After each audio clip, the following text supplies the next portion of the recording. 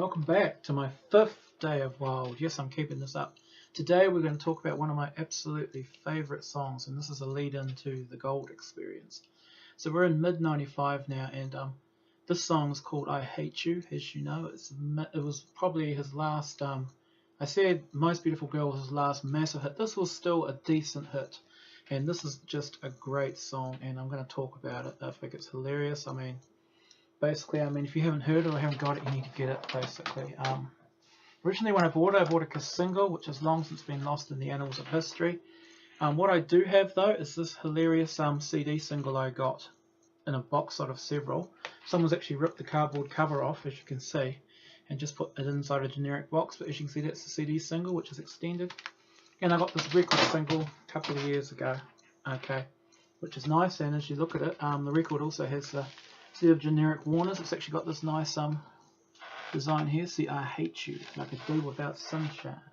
And just look here, see, he's got the chains. He looks very honey mocha coloured. He's got some gold dust in his hair. But anyway, I Hate You was a song about a real bitchy girl. She's a bitch, you know. She has sex with Prince, but she's having sex with all these other people. She's a complete slut, would be a way to describe her, basically. And the song is an anger-filled ballad about how much he hates this bitch, but at the same time, as much as he hates her and she's a bitch and everything, he loves her and he can't live without her. This is just the typical femme fatale Prince loves to sing about, just this footloose girl who doesn't give a fuck about who she does and what she does, but Prince just loves her. I think when you think about it, you look at people like Vanity. I'm not trying to slam Vanity, but she did present this sort of, macho, in-your-face, bitchy image. I think sometimes Prince really did like the nasty girls, And the I Hate You bitch, we don't hear this girl's name, She is just, there was one part though in the trial of the extended version, she goes, state your name for the honor, and then you hear the line, Billy Jack bitch, which is really hilarious. But anyway, so Prince actually, this song, it does actually appear on the Giold Experience. Prince taped it back in 1994, early 94, the same session that gave us Shh, and also the favourite song Days of Wild, which I'm going to get into tomorrow because that's just an awesome song, and that did not appear on any album or Crystal Ball. Basically, the first version is starts off going, he's singing falsetto, go, I always thought you could be the one, had a table made for two, and then he goes into, I hate you, cause you always settle on my mind, oh, I hate you, cause I love you, and then there's the funny part, that's the edited version, and that actually got to number 12 on the American charts, spent 10 weeks in the charts, so it was a sizable hit. Got to number 3 in the R&B, but only got into the 20s in Britain and the rest of the world.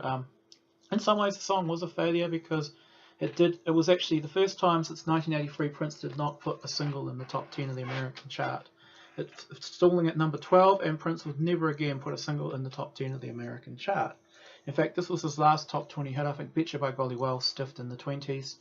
And the Greatest Romance Ever Sold, that was supposed to annihilate the charts, that got to number 63, and I think in 2006 the song Te Amo Corazon got to 50 on the charts, and that was the last time he troubled the charts for a hit single. But the funny thing about this song though is there's a trial towards the end of it. He goes, state your name for the court, now do you promise to tell the truth, the whole truth, so help your soul? And then at the end he goes, now I'm going to cover your ass with the shit, and you baby, you're going to buck your body, and you better not stay on the beat. Did you do to your other man the same things that you did to me? Right now I hate you so much, I want to make love until you see that it's killing me, baby, to be without you. Okay, that's enough singing, but here, it actually was put out by the first collaboration between Warner Brothers and NPG, so they'd stopped fighting and actually got together here.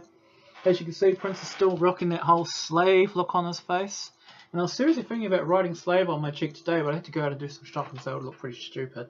So there you are, but what I want to talk about with the song though is that there is actually an extended remix and 7 editor from 94, but in mid-1995 he did 2 more versions. There was a Quiet Night mix with Eric Leeds, that's a nice sort of flirty thing. Then the same thing appears in a version called Extended Remix. And this one has got the same melody and beat, but halfway through he starts doing some very, very dark lyrics that don't appear on other versions. And his lyrics are so dark, I wrote some of them down, I just have to read them to you, but about 3 minutes into the song it goes, he's talking, he's not doing falsetto or anything, he just goes, I hate you, baby, more than you ever know. Am I worried? The way I feel about you? Oh no, rated X and over in 10 minutes. Guinness couldn't count the scenes of sex and violence in it. You hurt me, baby, for that I hate you. You hurt me, baby, more than I could ever hurt myself. I'll pay somebody to knock you off, but it ain't worth the wealth. Speaking of which, You owe me $1,000,008 or more. We need to get you down to the corner store. Yeah, you know what time it is. His buddy pays. And then in the end he's going, all I ever want to do is show my inner force to you, but you should have been. And then there's a part where he's talking about how he discovers her messing around with some other brother in his house. He goes, last night, baby, you should have been home. Should have been all alone, acting up instead of growing. You gave a dog a place to bone. And then you hear this, woof, woof, woof. It's just hilariously and silly. It's like Prince's version. There's an old song from 1986. You guys might have heard it. It was called In the Rain, and it's by a singer called Orange Juice Jones. It was a Def Jam song. You might have heard it. Goes, I saw you and him still walking in the rain.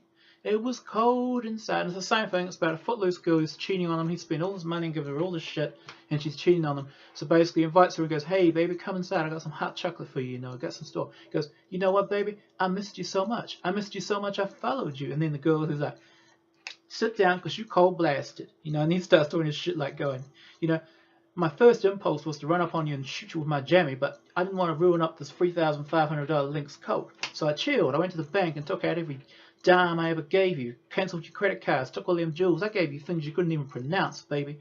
And it was going, because you cold busted. Now sit your ass down. It was just hilarious. And the Prince is doing the same thing. So that's I Hate You. It's an absolutely essential Prince song. I mean, it's probably in my top 10 of Prince songs. It's just gold. Now, this is the promised treat I want to give you. Around the same time, September 1995, I got bored at university in the holidays and I decided to do my own Prince fan book. This is what I mentioned yesterday, a history of the sex dwarf from the Ebony article. I'm going to open this thing up and show it to you. You guys are going to crack up. Now remember, this was a few years ago. Remember at this time too, we did not have high quality colour printers. People were strict about copyright. So I mean, the pictures, the quality of the printing is real fuzzy, but here you go. Yes, I hacked up a copy of Guitar World, put that in there. What a stupid thing to do. There you are. This is me when I'm 19 years old. It's full of mistakes, so I just made it look really pretty. I used to colour for every year. See the really bad photocopying. See a chronology. You know, there I cut a picture out, so I drew his head. I thought that was pretty silly, you know. And I just got scans of every album. That was my drawing of the press kit, basically. As you can see, some things it's not in the greatest of condition, but I just think it looks quite nice, see. I managed to spend a lot of money on some colour photocopies. I like that picture there, yep. So you see 80, 81, yep, 82, I love that picture, yep. See, yep. This is 1999, it's pretty silly, yep. See, I mean, I still always had a thing about lips, you know, being a drag queen, you know, as you can see. I mean, they really did overdo Prince's lips in the early days. You know, see, really hazy quality. This might make you laugh. See, I just photocopied things and cut them out, yeah. See what I mean? That was from a Rolling Stone magazine, photocopy again. This is photocopy from Dave's Pop Life. You know, see, it's got the best colour printing you get in 95. You know, see there. Again. So this is Sign of the Times, Love Sexy. This is funny. One of my favourite pictures. Isn't that hilarious? You know, see, sometimes I didn't even have pictures of the album, so I had to draw it in, basically. Yep. This one, yep. See, we're in 1990 now. So I just photocopied shit and just put it in here just because it looked funny, you know. See, that's really bad photocopying there, as you can see. Yep. I thought that was quite funny, you know. Yep. So what do you guys think of this shit? You know, see, actually, this is the 90s we're getting into now. Calm era. See, this is what I'm telling you about. This is a copy of that NMB thing I was telling you about. This is what people honestly thought of him by 1995.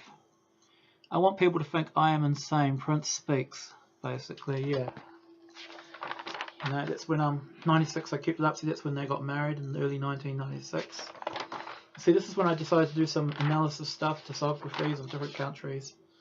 I was very fond of felt tip pens. That's what we call them. I don't know if you call them America. I think you call them. See, why did I do that? I did a race analysis, but isn't that a great picture? Yeah. Okay, so we'll just flick through this. So this is this book I did. You guys are just going to crack up. And see, this will even make you laugh more. I decided to do a fashion style thing. See, this is actually drawings I did when I was 19. You see, this is quite funny. I mean, the scale's not always perfect, you know. Yep. This is quite funny. Yep. He looks like some sort of goth there, I think, yeah.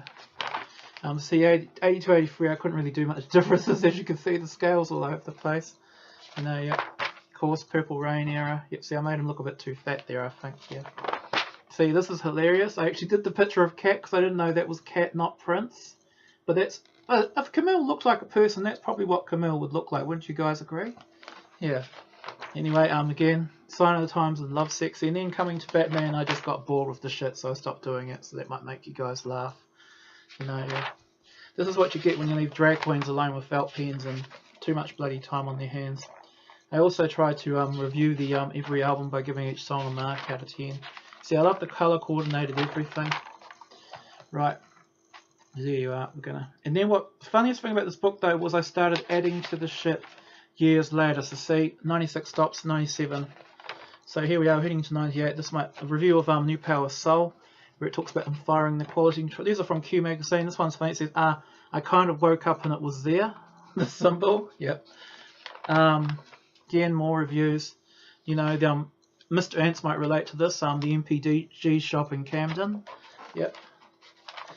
When you went down to Stalker. That's when I first heard of you, Mr. Ants, when you were going down to Camden Town to find where the MPG shop. I thought, I'd never even heard of you. You came up as a recommendation.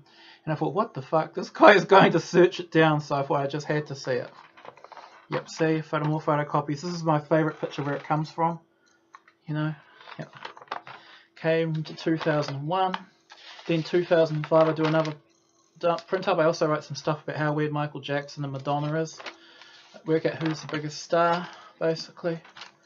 As you can see, what's wrong with the artist. Yep. Okay, so 2003, see, this is from 2004 I did things. This goes into the musicology era, as you can see. Right, okay, this is quite funny. This may blow your mind, but it ain't gonna fuck you. Yeah. And this is, this is basically when I fully got back at the prints in 2005 SST. Remember these? Used to see these when they were promoting a new video single? Back in the mid-2000s, and I managed to find some old pictures of them. I put them in here. And even better was I had a good friend called the Purple Poetess. Actually, I said this to her in 2013, and she actually wrote some comments in the bottom. But isn't this just great? So this is what happened when I started buying 12-inch singles in the mid-2010s before he died. I decided I'd put all the labels on the book. As you can see, this is all the money I spent. See, I've described all the records I've bought. So all that beautiful vinyl I've been showing in every Adore Cream video, here's pretty much basically with the price sticker from it. So you can see I didn't spend big bucks, and I think I got value for my money. So you can see the Family album there. You can see basically the Vanity 6 album, and so on. And that's pretty much where I stopped buying. As you can see, I just stopped buying just before he passed away, which meant I didn't get too carried away spending money on shit. See? The last thing I bought was that, and that was when I bought the Artificial Age album last year.